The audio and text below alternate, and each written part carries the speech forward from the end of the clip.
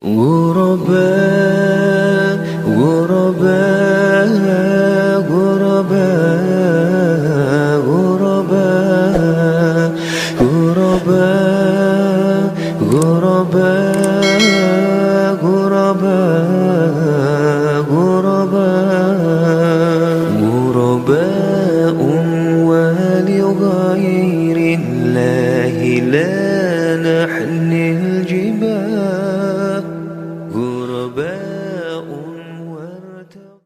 Di antara mereka ada yang dapat mendatangkan bermacam-macam makanan dan minuman dalam sekejap mata.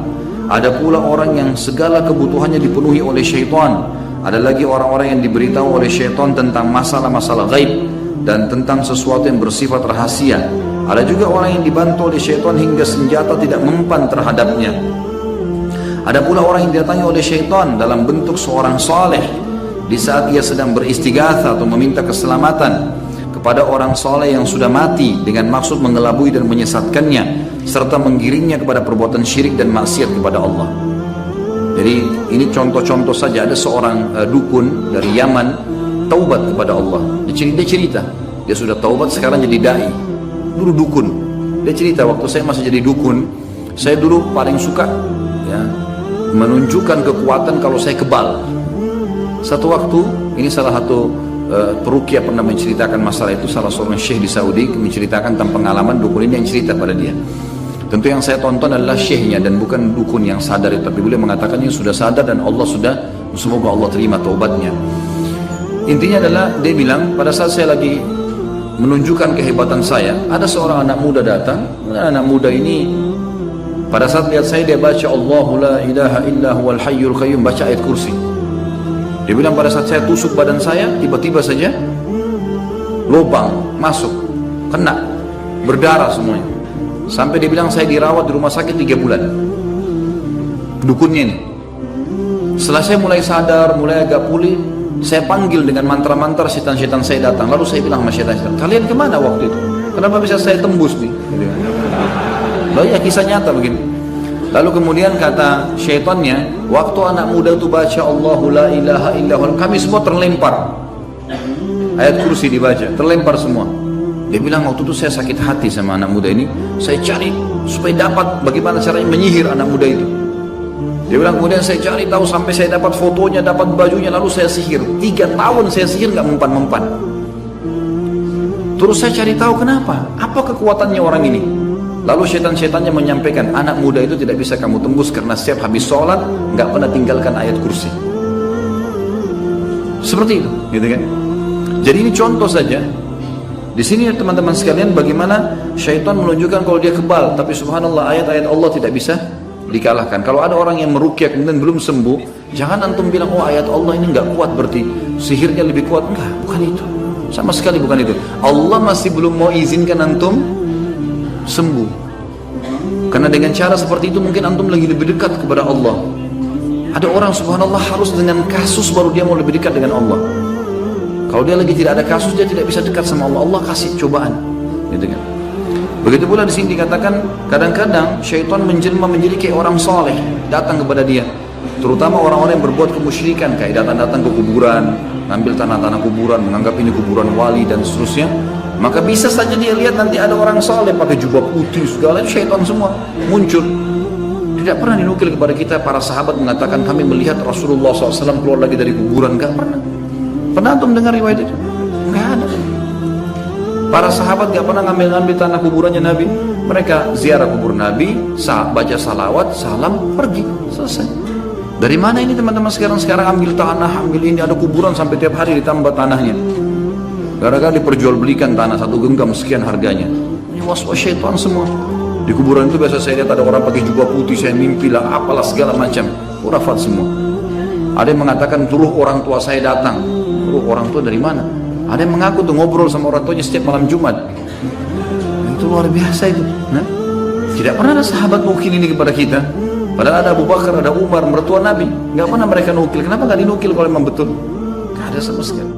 يا قلب ما زلت تبكي على حبيب جفاك وسرت في ركب ليلى ولحظها إذ رماك وطارت الروح شوقا لمرتع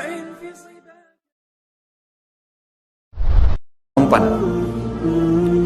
Terus saya cari tahu kenapa, apa kekuatannya orang ini. Lalu syaitan-syaitannya menyampaikan, anak muda itu tidak bisa kamu tembus karena setiap habis sholat nggak pernah tinggalkan ayat kursi. Seperti itu, gitu kan? Jadi ini contoh saja.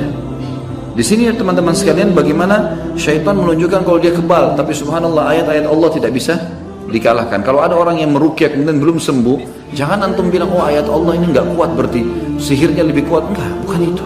Sama sekali bukan itu. Allah masih belum mau izinkan antum sembuh. Karena dengan cara seperti itu mungkin antum lagi lebih dekat kepada Allah. Ada orang subhanallah harus dengan kasus baru dia mau lebih dekat dengan Allah. Kalau dia lagi tidak ada kasus, dia tidak bisa dekat sama Allah. Allah kasih cobaan, gitu kan? Begitu pula di sini dikatakan kadang-kadang syaitan menjelma menjadi kayak orang soleh datang kepada dia. Terutama orang-orang yang berbuat kemusyrikan, kayak datang-datang ke kuburan, ngambil tanah-tanah kuburan, menganggap ini kuburan wali dan seterusnya.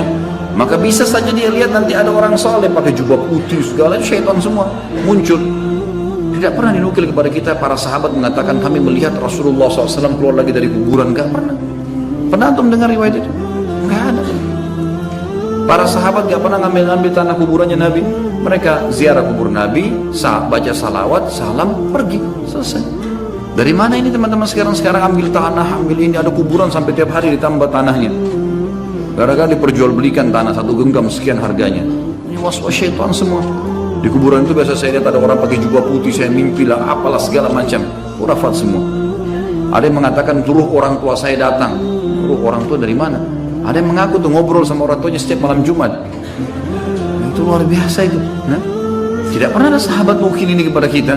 Padahal ada Abu Bakar, ada Umar, mertua Nabi. Nggak pernah mereka nukil. Kenapa nggak dinukil kalau memang betul? Nggak ada sama sekali. يا قلب ما زلت تبكي على حبيب جفاك وسرت في ركب ليلى ولحظها إذ رماك وطارت الروح شوقا لمرتع في صباك. Kuburan nggak pernah. Pernah antum dengar riwayat itu? Nggak ada.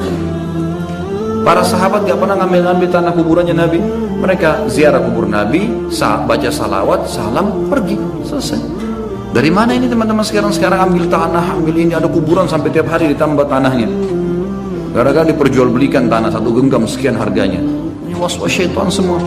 Di kuburan itu biasa saya lihat ada orang pakai jubah putih, saya mimpi lah, apalah segala macam. Khurafat semua. Ada yang mengatakan turuh orang tua saya datang. Turuh orang tua dari mana? Ada yang mengaku tuh ngobrol sama orang tuanya setiap malam Jumat. Itu luar biasa itu. Nah, tidak pernah ada sahabat nukil ini kepada kita.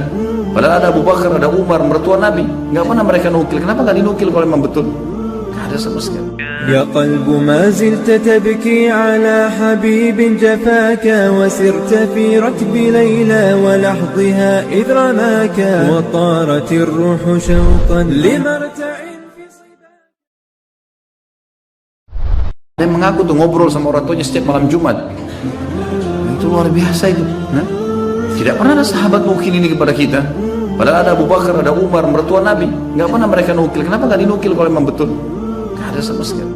يا قلب ما زلت تبكي على حبيب جفاك وسرت في ركب ليلى ولحظها إذ رماك